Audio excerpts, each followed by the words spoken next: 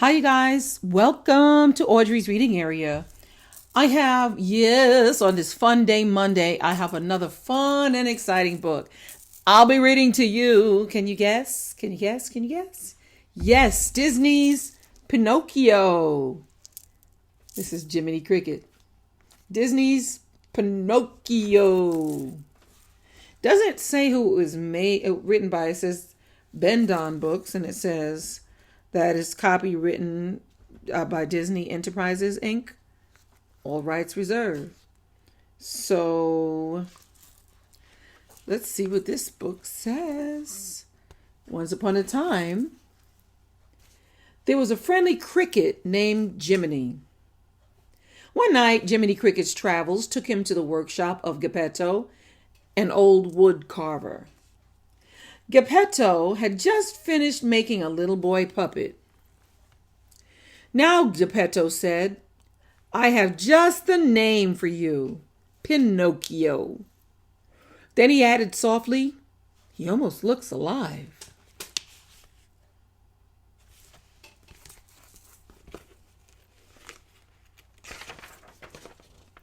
That evening, Geppetto looked up at the twinkling wishing star. "I wish I may, I wish I might have the wish I make tonight." Geppetto said he wished for Pinocchio to become a real boy. Soon after, Geppetto, his cat Figaro, and Cleo the goldfish were fast asleep. Only Jiminy Cricket was still awake. Suddenly, a bright light filled the workshop. The beautiful blue fairy appeared. "Good, Geppetto," she said gently. "You have given so much happiness to others, you deserve to have your wish come true." Waving her wand over Pinocchio, she said, "Little puppet made of pine, wake! The gift of life is thine." Magically, Pinocchio began to stir. "I can move," he said in amazement. "I can talk." "Prove yourself brave, truthful, and unselfish," said the blue fairy, "and someday you will be a real boy."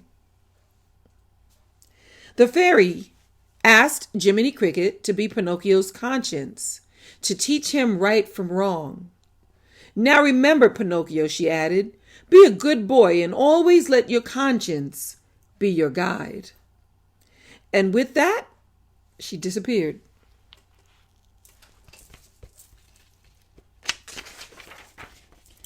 Geppetto woke up and saw Pinocchio walking and talking. At first he thought he must be dreaming, but then he realized his wish had come true.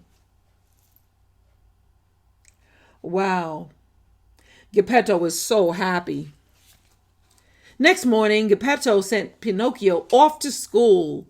On the way, two villains, a fox called Honest John and his friend, a cat called Gideon, spotted Pinocchio. Honest John cried, "A live puppet without strings! He could sell him to Stromboli's puppet show and make lots of money." The villains convinced the little puppet that becoming an actor would be much more fun than school. Jiminy tried to stop Pinocchio from leaving with the villains, but Pinocchio was too excited to listen.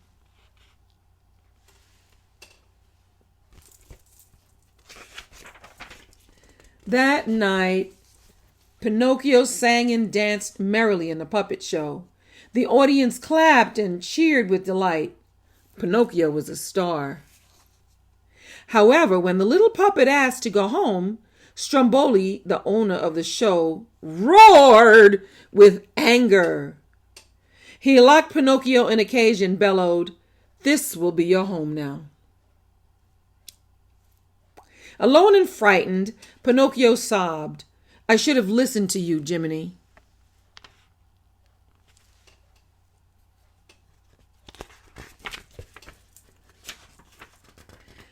"Come on, Pinocchio," it says. Suddenly, the blue fairy appeared and said, "Pinocchio, why didn't you go to school?" The little puppet was afraid to tell the truth. "Two big monsters with big green eyes," he fibbed, Well, they tied me in a big sack. As soon as Pinocchio told this lie, his nose began to grow. The more Pinocchio lied, the longer his nose grew. Perhaps you haven't been telling the truth, Pinocchio, said the blue fairy. A lie keeps growing and growing until it's as plain as the nose on your face. I'll never lie again, promised the little puppet. So the blue fairy gently touched Pinocchio's nose with her wand and turned it back to normal. She unlocked the cage and set him free. Wow.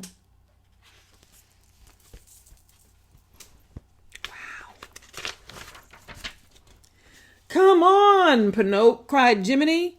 But as the little puppet raced after Jiminy, he met up with Honest John and Gideon again. This time they persuaded Pinocchio that he was ill and needed a holiday at a wonderful place called Pleasure Island. The two villains sold Pinocchio to a wicked coachman who put him on a coach full of very noisy, naughty boys. Luckily, Jiminy was able to climb onto the coach just as it drove off.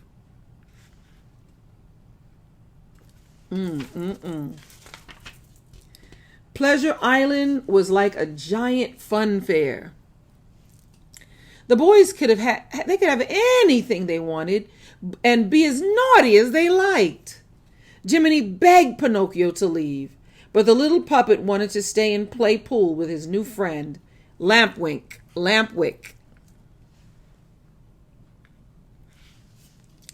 Jiminy saw the wicked coachman loading crates of donkeys onto a boat.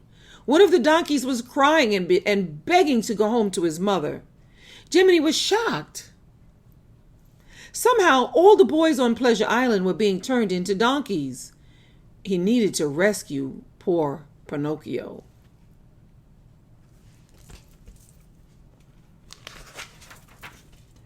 But by the time Jiminy found his friend Pinocchio, he had already grown long, hairy ears and a tail. Come on, quick, cried Jiminy. This way, Pinocchio. Jiminy and Pinocchio escaped from the island by jumping into the sea and swimming home. Cold and tired, they finally reached Geppetto's house, only to find out that Geppetto had gone out looking for Pinocchio across the sea and had been swallowed by a big whale named Monstro.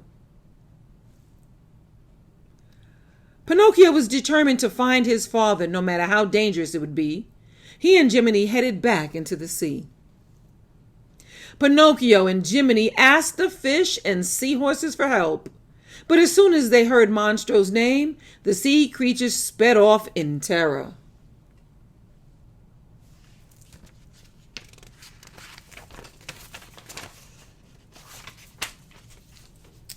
Meanwhile, not too far away, Monstro was waking up from a long sleep. The whale was so hungry that he gulped down a large school of fish. Without realizing, he managed to swallow Pinocchio too. Deep inside the whale's tummy, Pinocchio and his father were overjoyed to see each other again. Pinocchio thought of a plan to escape. They'd build a fire to make lots of smoke inside Monstro. We'll make him sneeze, said Pinocchio excitedly, as clouds of black smoke filled Monstro's tummy. Oh, snap. He gave an enormous sneeze. Wow. Look at that. He gave an enormous sneeze, and out they all came on a little raft. But as the whale crashed through the water, the little raft toppled over.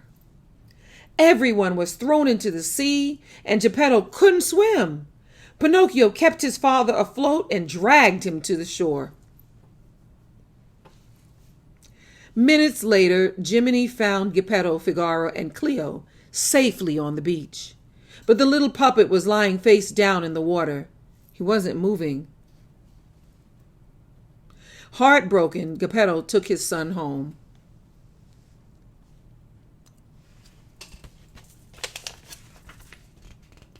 Geppetto knelt over Pinocchio and wept.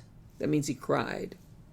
Just then, the blue fairy's dazzling light filled the room once again. Prove yourself brave, truthful, and unselfish, and someday you will be a real boy, said the fairy gently. Awake, Pinocchio, awake.